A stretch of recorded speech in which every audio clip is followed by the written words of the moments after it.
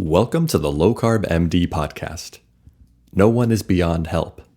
No one is beyond hope. As we have always said, we are bringing you medical information and cutting-edge science, but none of this is medical advice. Please seek out input from your own doctor.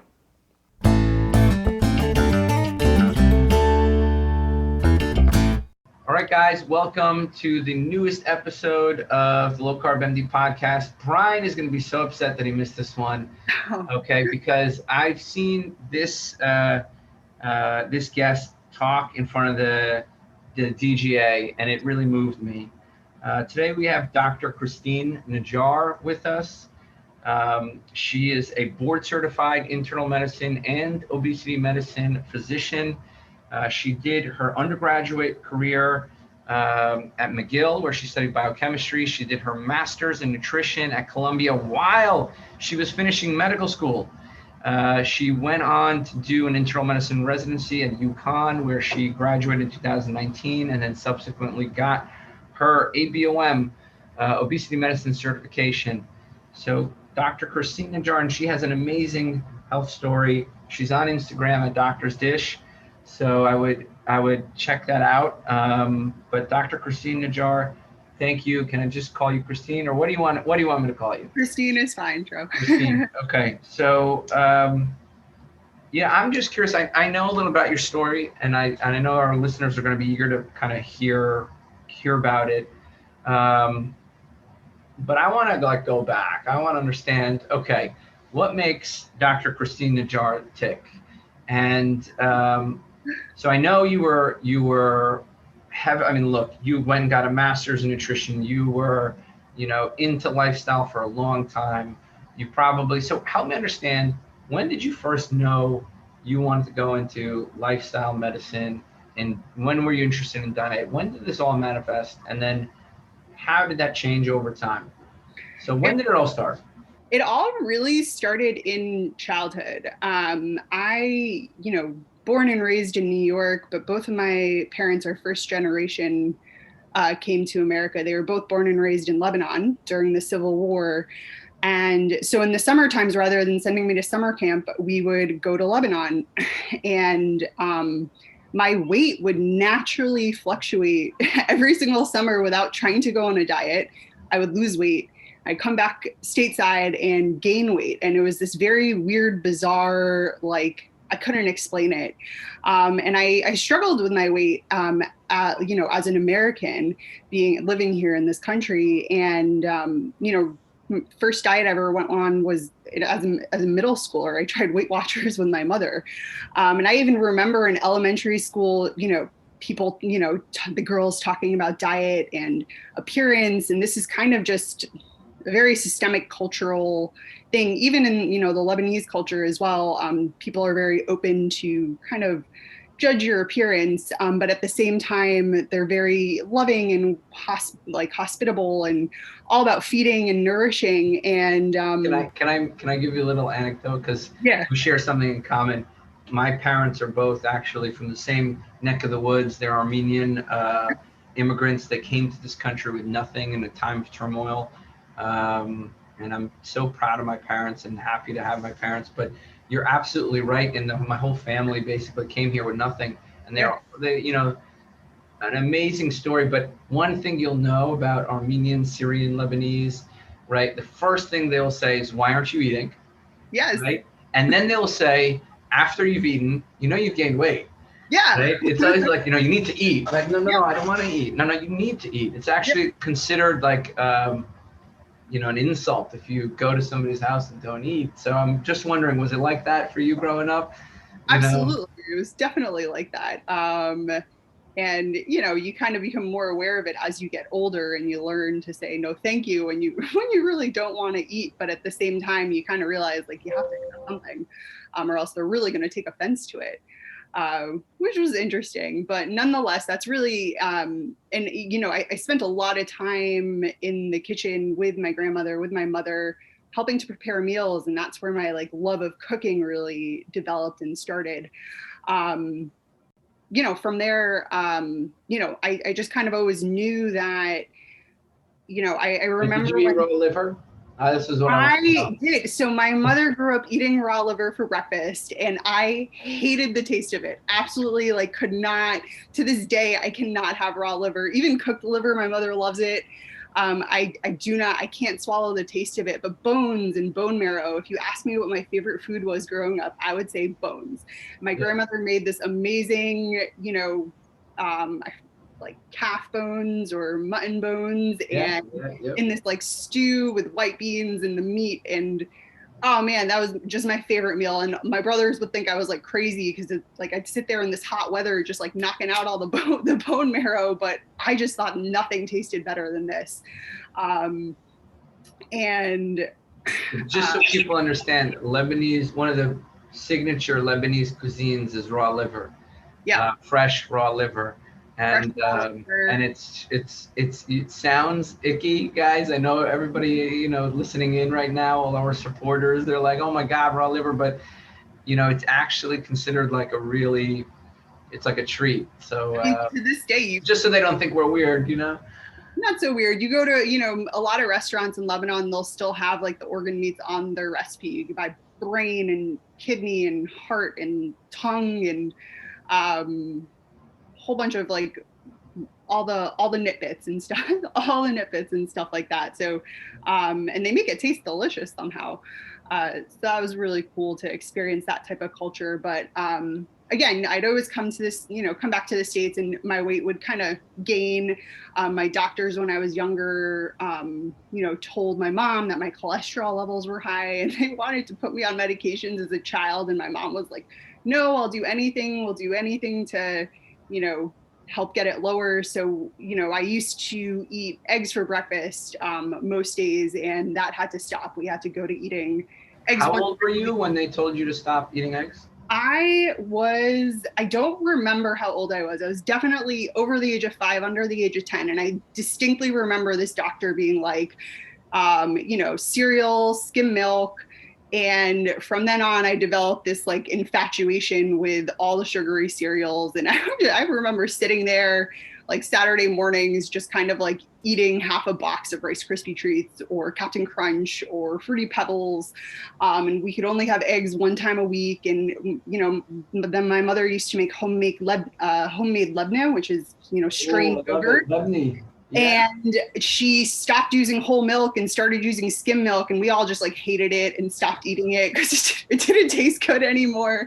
Guys, just so you understand, lebne is like basically like sour cream, but like 10 times better. 10 times better. It's really amazing. And, kind of developed this aversion for like I never ate butter. We never ate bacon. Never really like cooked steaks at home. We'd sometimes have like some meat in some of the Lebanese dishes, but kind of grew up on the standard American diet here. And again, would go to Lebanon and I would have eggs for breakfast and we would eat those foods and I would naturally lose weight. And so, I kind of dabbled when by the time I, was in undergrad, I decided to study biochemistry specifically because I was just so infatuated and curious with, what's the chemistry of our body? How do we run? How do we work? And I remember being so infatuated with the metabolism classes and just everything about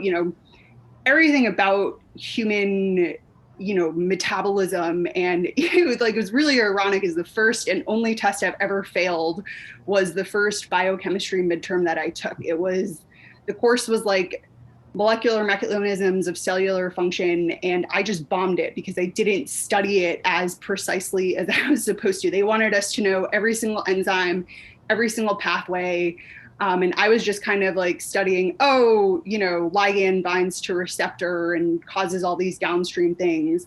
But, that really just kind of enticed me. And I got really into studying that. And I still remember the lecture where they talked about fat metabolism. They're like, yeah, this is really the key to losing weight. You got to turn this pathway on. And I always kind of had that in the back of my head while I was studying. And I wasn't super health conscious in college. I kind of, ate what I wanted.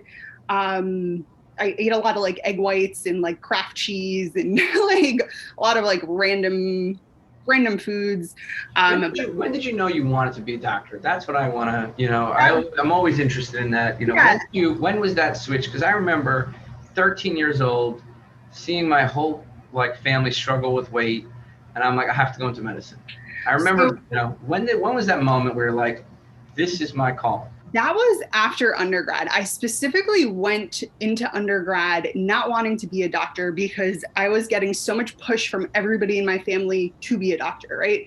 You're Lebanese, you're a doctor, an engineer, a lawyer, you're something like that. And I was like, no, I'm not going to do this. And organic chemistry was my favorite subject. I really thought I was going to go into org chem, become a scientist and do a PhD. And I actually worked in 2 organic chemistry labs doing drug synthesis as an undergrad. Like that was my easiest subject. People like really hated organic chemistry. And to me, it was like, it just came naturally somehow.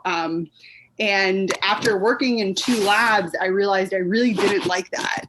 And my counselor actually said, if you're planning to be a doctor, this is what the counselors at McGill would say. If you're planning to be a doctor, do not go into biochemistry because your GPA is going to take a hit. Like mine did. It did take a hit. I failed that midterm. I didn't get straight A's. Like I was always a straight A student. And I was like, if I decide at the end of the day I want to be a doctor, I'm going to just make it work one way or another. But it wasn't until I graduated medical school and I sat and did just a lot of like soul searching, what do I want to do? And it started with, being a trainer. It started with like being a nutritionist, and it just kind of like escalated, and it kept, one of my friends was like, Christine, it sounds like you really just want to like sit and help people. I was like, yeah. And wait. So you became a personal trainer? No, I didn't. I was thinking about it. Okay, got it. Okay. Yeah. I was having all these thoughts about, what I wanted to do, what avenue, I was into working out and doing that kind of stuff.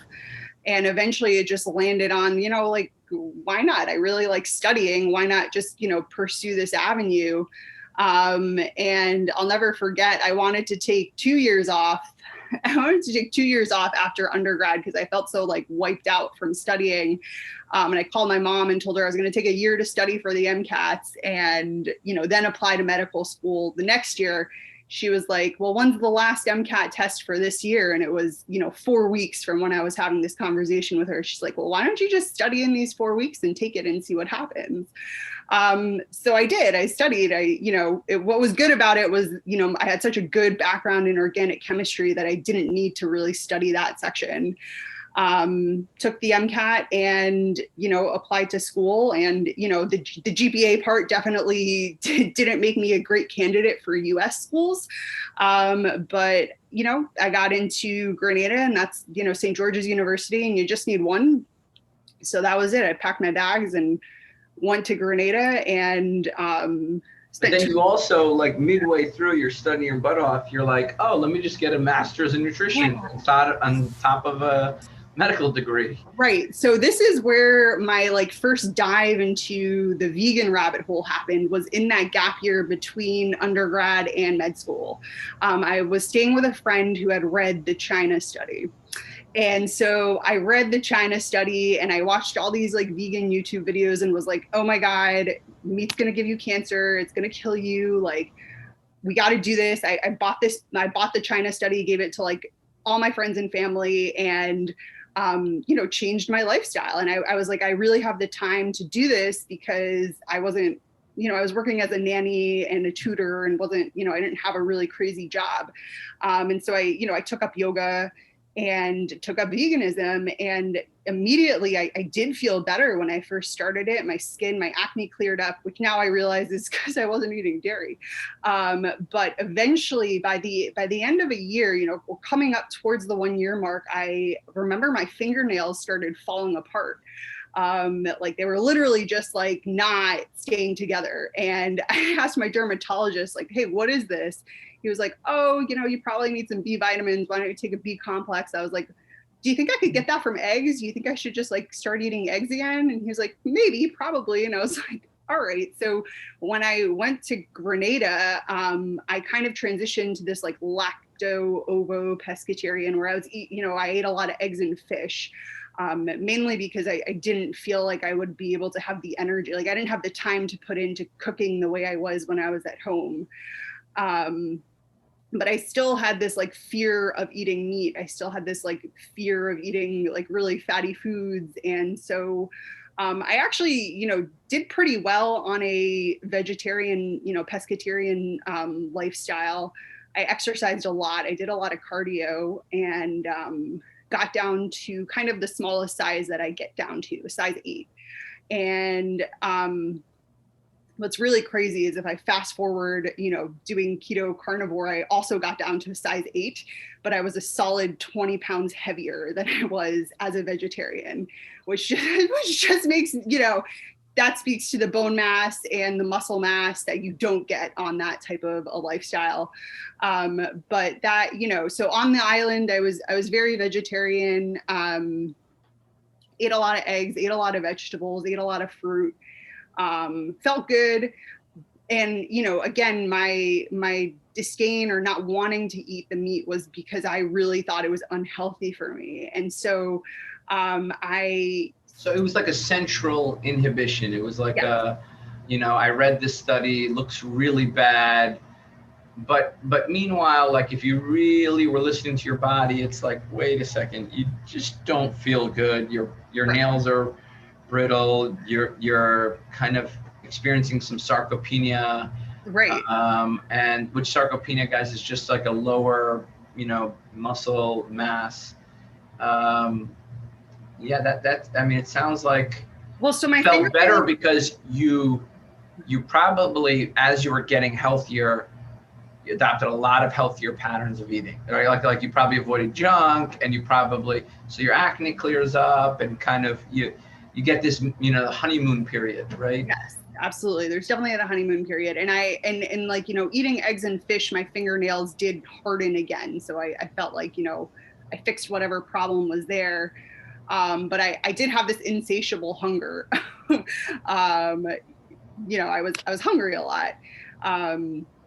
And so anyways, come to, the second 2 years of medical school, you really do all the studying for medical school in your first 2 years of the book work. And our nutrition class was like 2 weeks, and it focused on like starvation children in Africa who had kwashiorkors and like all these things that are so just like irrelevant to modern day chronic diseases. And I was like, this is like, I can't be the type of doctor I want to be with this information. I need a supplemental education.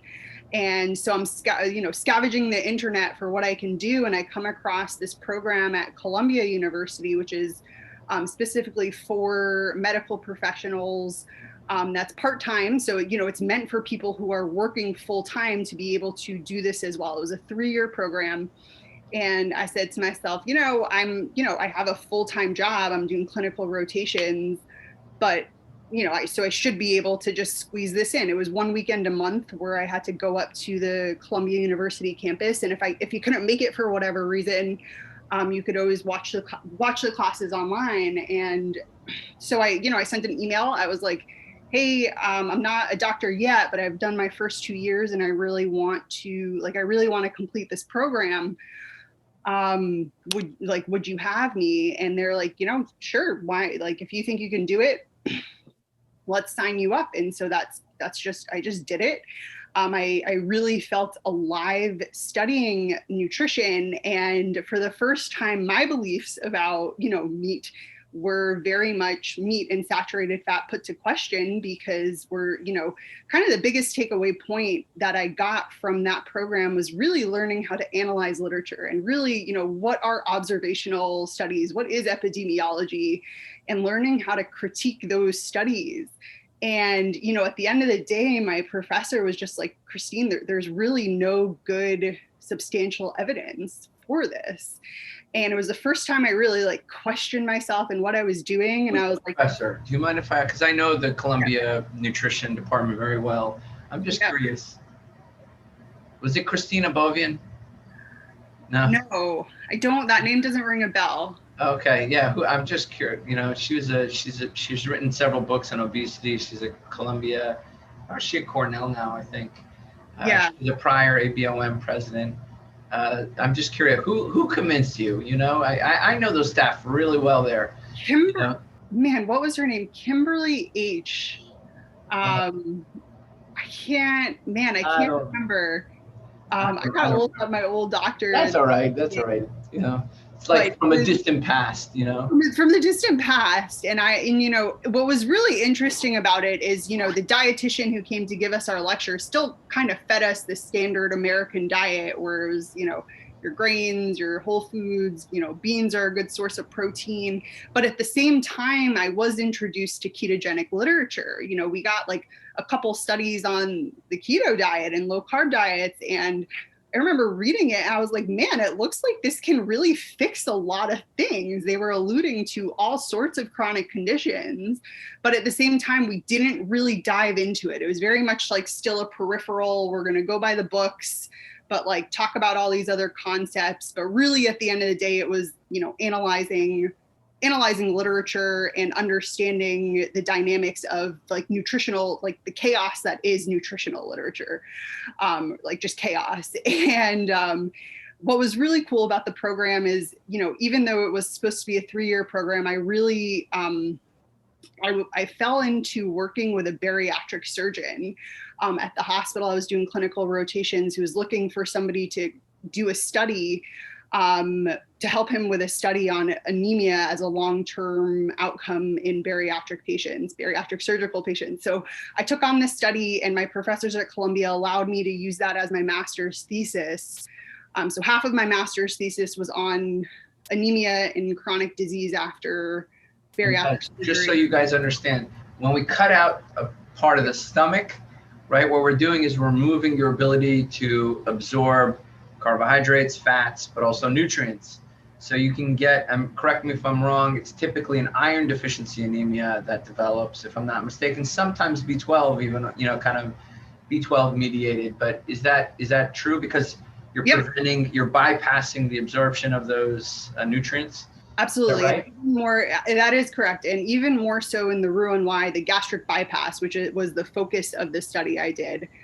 And so I was able to complete the 3-year program and the 2-year program because I was able to work it out with this doctor, this bariatric surgeon, to get this study done. And they let me do the second half of my master's thesis because you just needed hours. It was, you know, my experience with obesity and weight loss as a medical student. And so I really kind of documented all my experiences with the whole bariatric surgical process. And I was like, man, this process works really well for like some people, but it's almost kind of like there's not much triage that goes on beforehand in terms of like, you know, how like, are these people really going to have good outcomes? Because, you know, a lot of times a high percentage of people will regain weight and then they're even worse off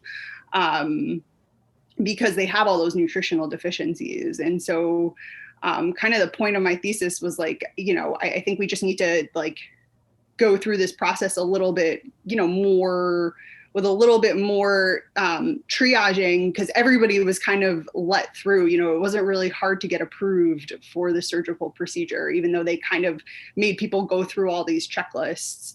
But anyways, that's when I started reintroducing meat into my life, because I was like hearing all of these, you know, different conversations. But I wasn't, you know, I was getting sick. Like it wasn't because of the meat. It was just because I think I was really confused nutritionally wise about what to eat. And I was still kind of trying, you know, I still incorporated a lot of carbs in my life because I thought that's what I needed to do.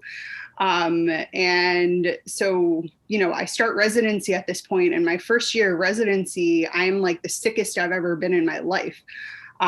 Between the stress and I was really I like put myself on a very low calorie diet. Like I was eating under 1,000 calories a day. And I knew how to do that because I had really helped.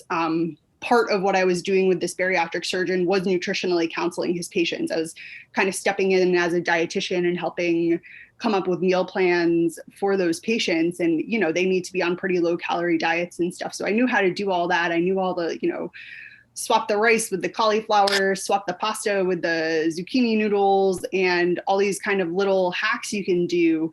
And so I was really into meal prepping and stuff during my first year of residency. And I would take, 3-4 hours of my day off to plan out all my meals. And, my breakfast was 300 calories and my lunch was 500 calories or 400 calories. And that gave me 500 to 600 calorie leeway for my dinner.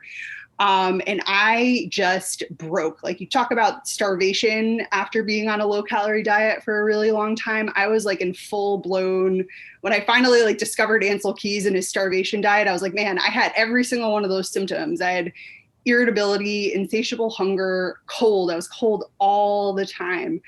And I just felt broken. I developed eczema. I was getting hypoglycemic episodes, like low blood sugars in the afternoon if I didn't eat my lunch. And I know that if I'd gone and gotten blood work, I probably would have been, very much on that diabetic scale. And this is on a low calorie, what I thought was a healthy whole food diet. And that's when I discovered, Nina Tickles and Gary Taubes and Jason Fung. And this is towards the end of my first year residency. And I read these books on a vacation. And I was I got really angry when I read The Big Fat Surprise, just angry from the heart of heart of being angry. I was oh my God, I went to medical school, I got a master's in nutrition, and nobody explained it this simply and straightforward. And I got back from that vacation and I was all right, that's it. I'm going to start eating bacon and butter and I'm going to just see what happens. And I remember the day where I just sat down and had this conversation with myself. I was you got to just stop caring about these calories. Just stop it. This is not a healthy, I just developed such an unhealthy relationship with food and this obsession with what I was eating. Orthorexia, it's probably what I was going through. And I just stopped. And I stopped caring about how many calories I was eating. And I started caring about, a little bit more about macronutrients. And I tracked the macros in the beginning just to learn. I had no idea how many carbs were in an apple or how many carbs were in a potato or how many carbs were. This was about 4 years ago, right? Yeah. This was about 4 years ago. So, right.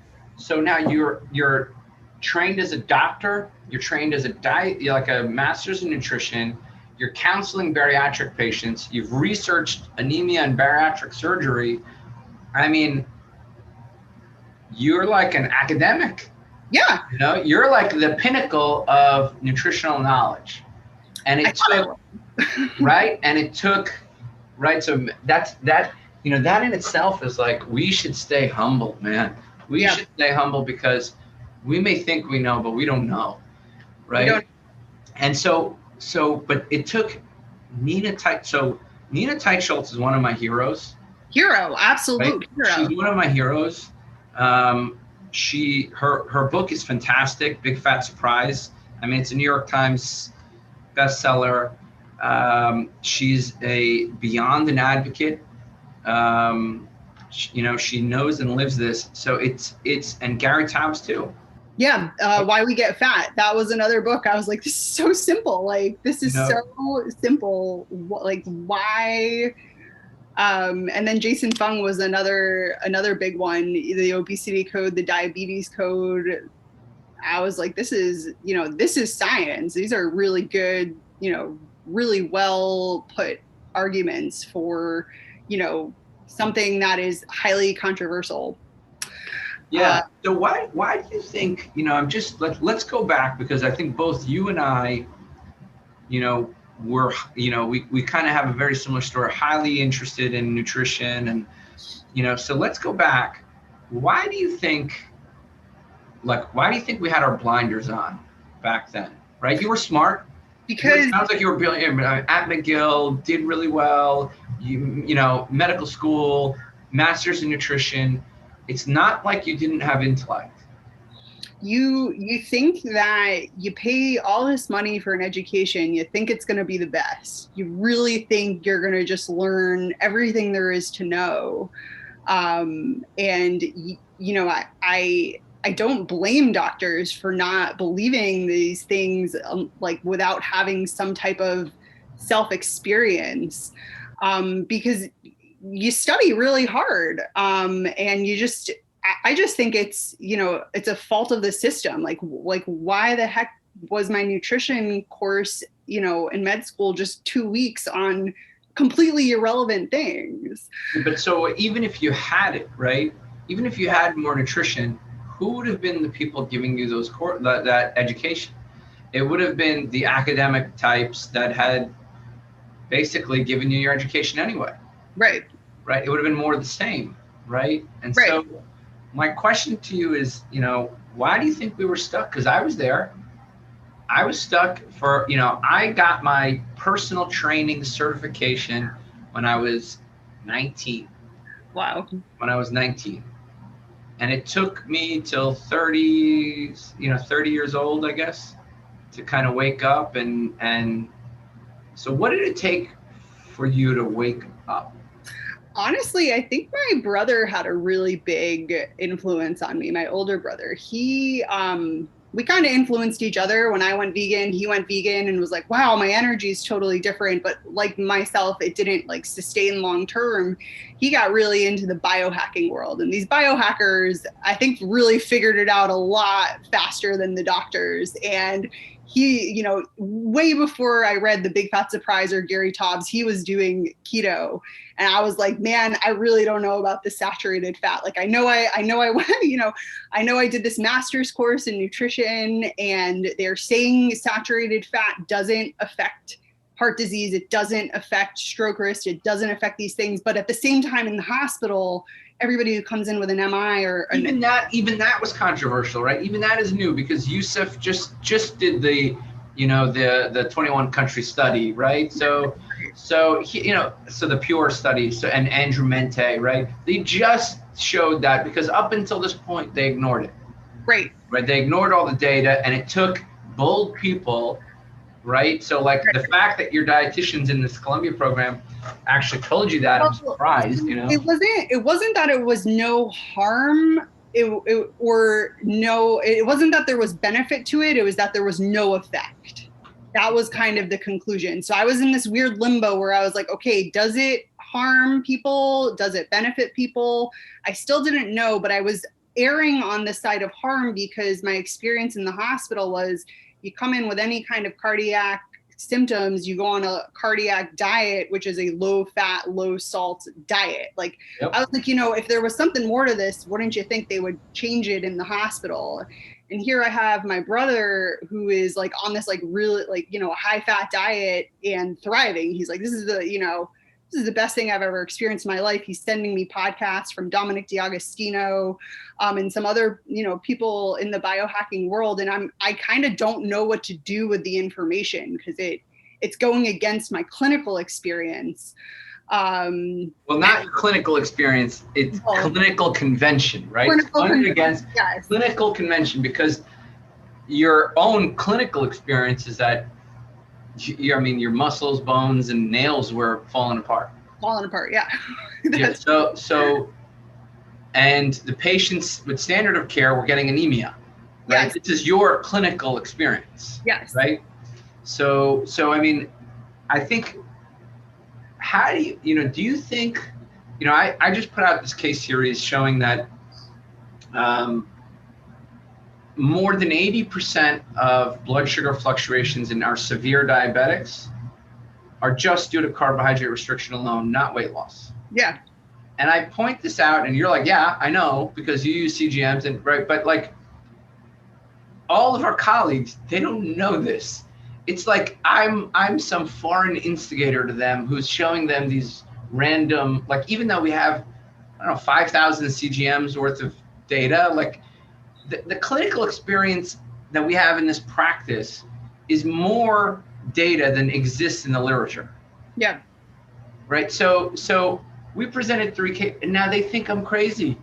They're like, this guy's crazy again. He's just showing us 3 patients and he thinks he can make these wild accusations. Well, they don't know that I have like legit 5,000 CGMs worth of data, one of the biggest amounts of of data that exists for continuous glucose monitoring, right? But now the thing is they think I'm nuts.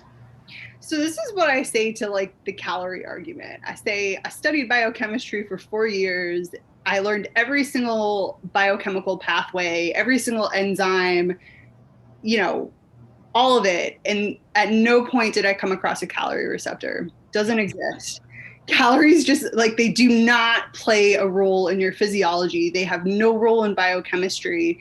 At best they're a proxy for total nutrient intake, but it's the fats, and not all fats are the same either. Long chain, medium chain, short chain, they're all metabolized differently. And Ben Bickman, his work is fascinating with these short chain fatty acids or ketone bodies and how they act differently. They make your muscles work more efficiently. They beige your white adipose tissue. Like, so all of this, it's so not straightforward like that. But it's the nutrients that trigger the hormones. It's not the calories. The calories aren't triggering anything. And so sure, maybe, if you eat too much fat, you're going to get less of an efflux of fatty acids from your fat cells, and that could stall weight loss. If you, eat too many carbs, you're going to get a physiological insulin response. And insulin is a fat storing hormone, and it's, taking the sugar out of your bloodstream and putting it somewhere, because high levels of sugar in your bloodstream damage your arteries. Like, it's not, that's how I explain it to patients anyways. But the whole calorie thing, I can't wrap my head around it because I can't find the receptor for it. And so it'll never fulfill, Bradford Hill criteria of actual theory, because it'll remain a theory and a skepticism. But it can't become fact because there's no plausible biochemical or, physiological mechanism for it. That's just how I think about it. So our colleagues, right, and the convention, the academics, they think this is crazy. It's all energy. It's all calories, right? So this is what they think. And even when I present them, here's a couple of our patients that one medical student saw during her rotation with us and decided to write up, 3 patients she saw during her internal medicine rotation with me. She's like, I got to write this up.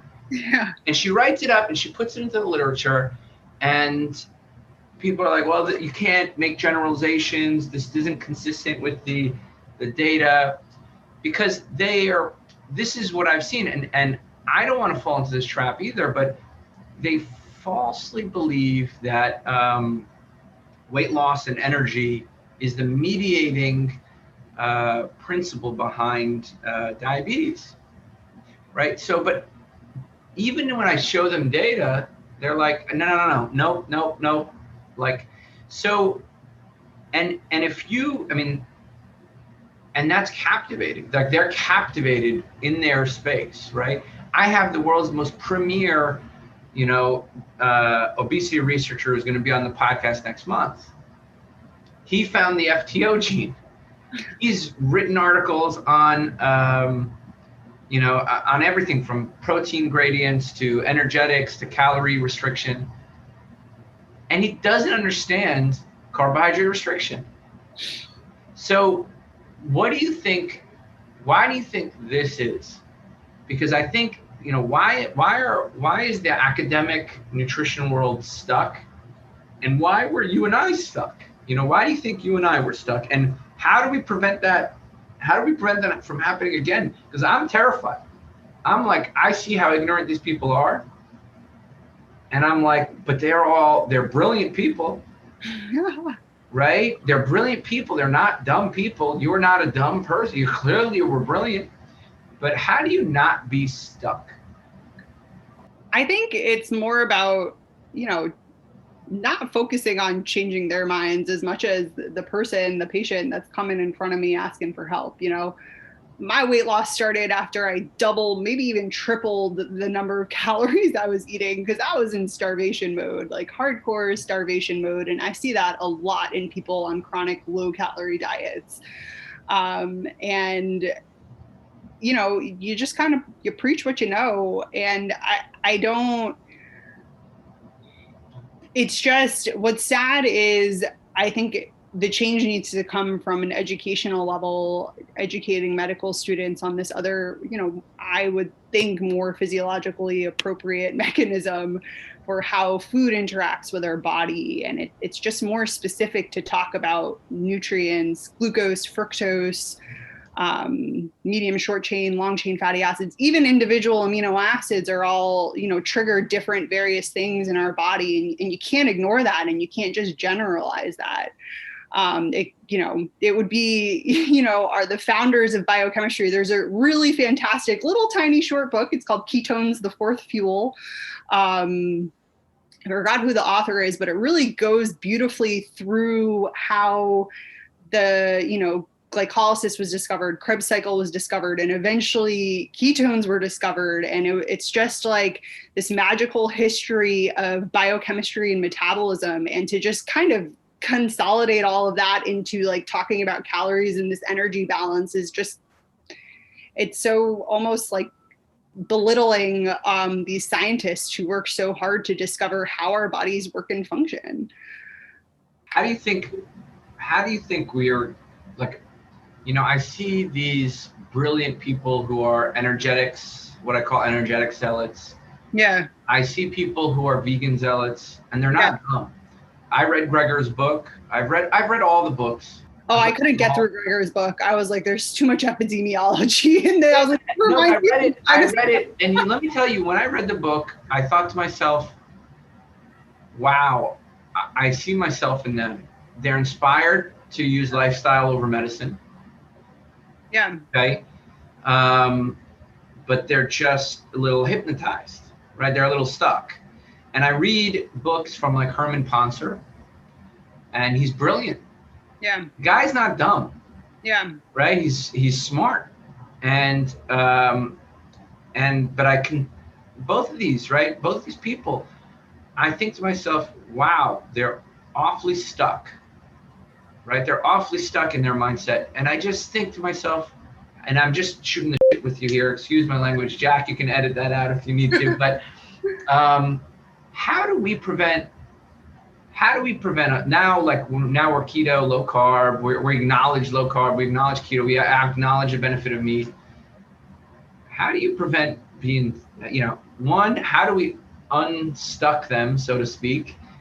And how do we prevent ourselves from having our blinders on and being, quote unquote, they call us the keto zealots, Well, I've been humbled, even on this keto journey, humbled many times with some weight gain and some, loss of muscle mass. I got into the fasting rabbit hole and was fasting a lot without exercising at all, and stepped on a body composition scale. And I was like, oh my God, where did my muscle mass go? And so, had to change it up. And so it's like the journey just evolves. It's a constant evolution. And it's not like I felt bad when I initially went vegan, but it clearly wasn't what my body wanted, because my fingernails were falling apart. And I think it's, just how do you feel in the objective data, really tracking markers, like using a CGM to be like, well, what's actually happening with your blood sugars, and using objective data to like help guide individual people. I think it's much harder to change the minds of the masses, which is like really unfortunate. and I see all these like Twitter battles and wars, and I don't really get into it, but I read it and sometimes I'm just like shocked by them. I'm like, how are these incredibly intelligent people not kind of like seeing the physiology and the biochemistry behind it? And I don't have a good answer for what to do and how to unstuck certain people. I think people have to want to be unstuck and have to want to be humbled.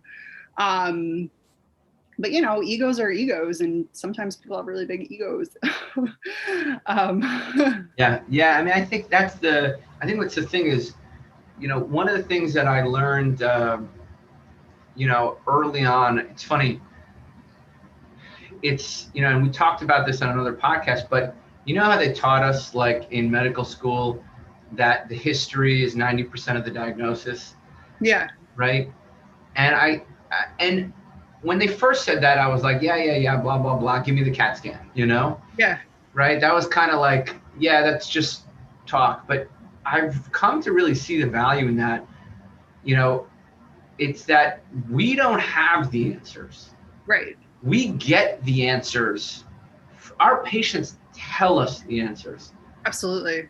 Right? That clinical experience and clinical data is so important. Not that they intellectually necessarily know the mechanisms, but they have the answers. Yeah. Right? They have the answers. And you know what I found is that that's humbling. Yeah. Right? That's humbling, and that's missing in medicine and science. It's not that I know better. It's that I'm listening to my patients and seeing they are asking the questions for me. Yeah. Right? When we are seeing blood sugar fluctuations, right, on these CGMs, I didn't ask the question like, oh, is weight loss what drives it? Right? They showed me. Yeah. The patients showed me. I just paid attention. Yeah. Right? And so I think part of the reason why medicine and science is stuck is because we stopped listening to people and patients. And so, you know, you counsel people. So how does it look like? How do your, so here you are, okay, 2019, you graduate, you go down this rabbit hole of, Ben Bickman, Nina Teicholz, all of my heroes, Jason Fung, Yes. All these, Gary Taubes, all these people. How does that trickle into the way you practice, right? Because the last time you told us, like, okay, you read the China study, you're like, oh, I got to give this to everybody. Yeah. So how do you approach diet now, and how do you approach patients now that you kind of you've been on both sides of the spectrum, and how do you go about, how does that look like when you sit down with patients? What is it? And then you went off to get ABOM certified, which tells me like you're still interested, even to this day, at this moment, you're still like highly motivated, Yeah, absolutely. So what happens? How does your approach change? I ask people what they eat. It's that simple. I ask them what they eat, and that's what I try to tackle first. Like, if you're not, so many people come in with fatigue, like I'm tired. I'm like, okay, like let's get a sleep study, but like, what are you eating? And they're eating simple sugars with all their meals. And I say, okay, like let's stop that. Even without a CGM. And miraculously they come back, oh, my fatigue's gone, I don't have to take a nap in the afternoon anymore. And just meeting a patient where they are in wherever they are in their journey, and just making small tweaks, getting blood work to see, are they insulin resistant, are they insulin sensitive, how much muscle mass do they have, and that I can help gauge how many carbohydrates this person can actually tolerate. And just going from there. I don't like I don't like saying carbs are the devil, or that they're evil, because you can, some people they can tolerate it. These bodybuilders aren't all on low carb diets. But I tell people that's a direct correlation to how much muscle mass you have, because the muscle will just soak up the carbs, and then your insulin doesn't have to do as much work. You could go for a walk and your muscles will soak up the carbs after your meal. But at the same time, if you're diabetic or you're severely insulin resistant, like fix that first, put some muscle on, and then see what happens. The journey isn't a week long or a month long or even 3 to 6 months long, but we do know from the Virta studies that you can, and your studies, you can, reverse diabetes in 3 to 6 months if you take this approach. Although an under 20 grams of carbs a day, under 30 grams of carbs a day approach, which is miraculous. And again, boggles my mind when you go on like the CDC website and they're still recommending diabetics have over 200 grams of carbs a day. And it just, because I've seen it, there's nothing that brings me more joy than taking somebody off of insulin. And, sitting with a diabetic and saying, hey, has anybody ever told you that you can reverse this? Like, I checked your C-peptide, you still make insulin endogenously. Like, you can get off of insulin if you want, you just have to change what you're eating. They say, well, how long do I have to change it for? I was like, well, with this kind of history, probably a really long time. Like, you can adopt fasting, you could build muscle mass, and you could add things back in eventually, but like, get at this for the long haul, 6 months, 1 year, see how you feel, and then decide if you want to bring these things back. So that's kind of, I really try to cater to the individual that's in front of me based on their history, based on how they're feeling. See some really amazing stuff just with food, changes. I mean, it's so very, true. Sometimes I'll whip out the the GLP-1s. Sometimes that'll help with appetite control, especially in diabetics or insulin resistant. But I really try to stay away from those because at the end, especially if somebody is like, I don't want to be on medications forever. All of the weight loss medications, all the studies show that once you come off of them, the weight comes back on. And so that's always, right at the beginning, you talk about the risks and benefits. That's, one of the, that you're going to have to be on this long term. If you're okay with that, I'm okay with that. But if you really want to battle this and attack this with lifestyle changes, you can do that too. It's just a matter of how much time and effort you want to put in. There's no magic pill. And I'm really just here to help guide you. You're doing all the work.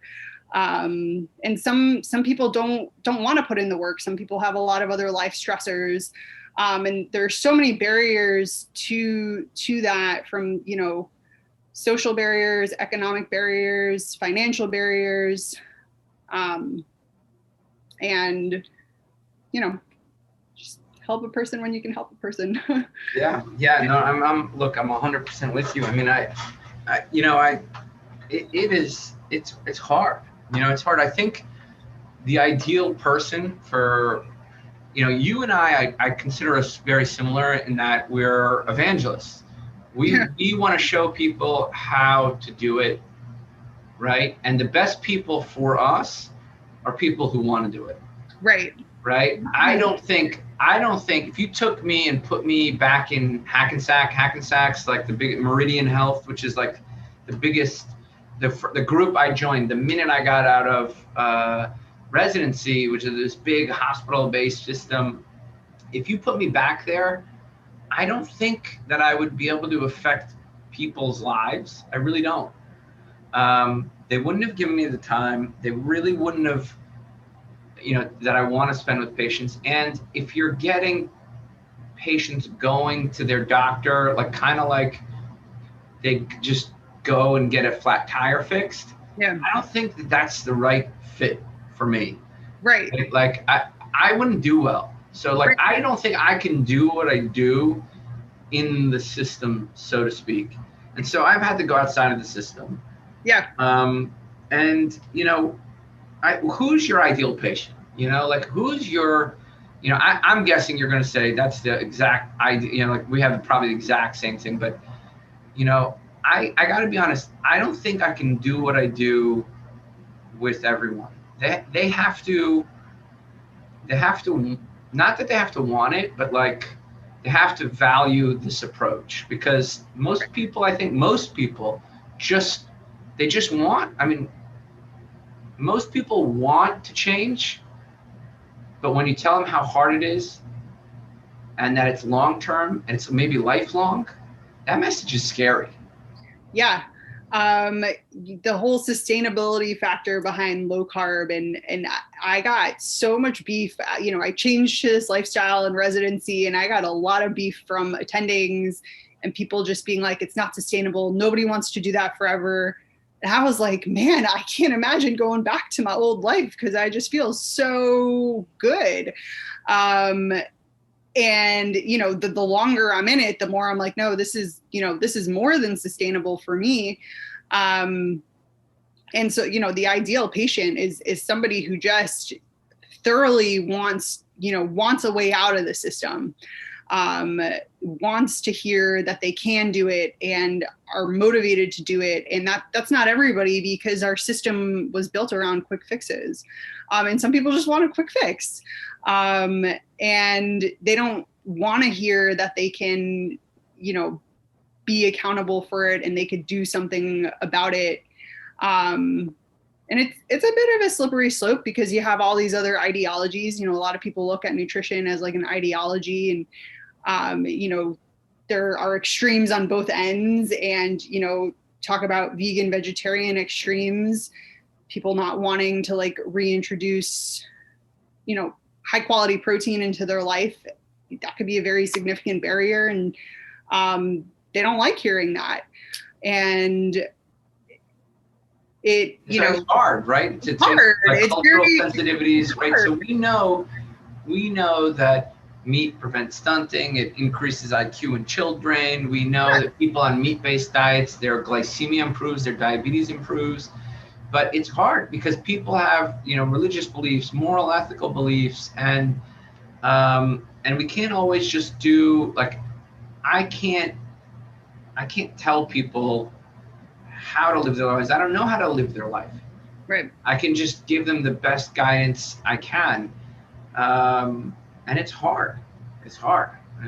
Especially I think in the system, it's really hard because they may not be ready for it.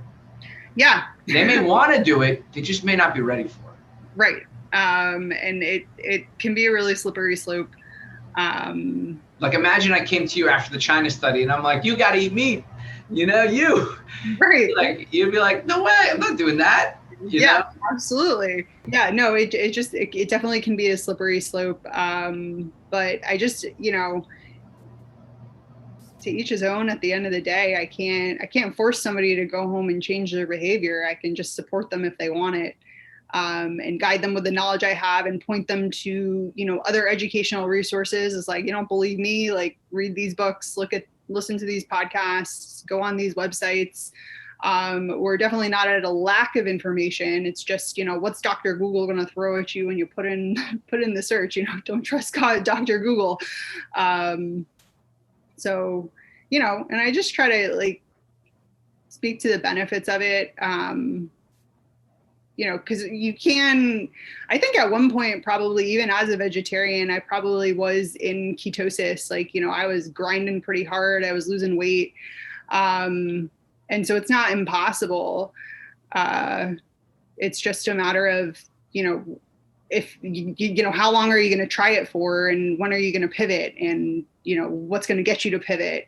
And if I can't convince you to pivot, I can't convince you to pivot. I can't force you to do anything. And I can't, I could give you some Phentermine if you want, but that's not going to help you long term.